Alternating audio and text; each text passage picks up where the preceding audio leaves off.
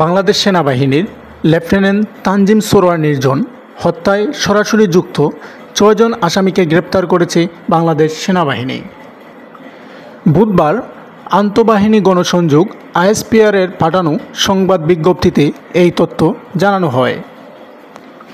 ISPR জানায়, কক্সবাজার চকরিয়ায় ডাকাতি প্রতিরোধ অভিযানে সোমবার দিবাগত রাত ৩টায় লেফটেন্যান্ট তানজিম সোরোয়ার নির্জন এ ঘটনায় নিহত হন।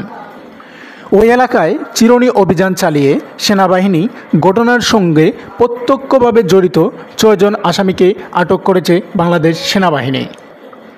ওই সময় তাদের কাছ থেকে ২টি দেশীয় আগ্নেয় অস্ত্র এবং বিভিন্ন ধরনের ১১ রাউন্ড গুলি এবং হত্যাকাণ্ডে ব্যবহৃত একটি ছুরি, একটি পিকআপ, একটি মোটরসাইকেল সহ আরও অনেক কিছু উদ্ধার করেছে বাংলাদেশ সেনাবাহিনী। সেনাবাহিনীর জিজ্ঞাসাবাদে জানা যায়, আটকদের থাকা ৪ জন প্রত্যক্ষভাবে সংঘটিত ঘটনার সাথে জড়িত এবং বাকি ২ জন তথ্য দিয়ে সহায়তা করেছেন। আটককৃত ৬ জনকে চকরিয়া থানা পুলিশের কাছে হস্তান্তর করা হয়েছে। এই হত্যাকাণ্ডের বিষয়ে মাননীয় সেনাপ্রধান মহোদয় বলেন, এদেরকে কঠোর থেকে কঠোরতম শাস্তির আওতায় আনা হবে।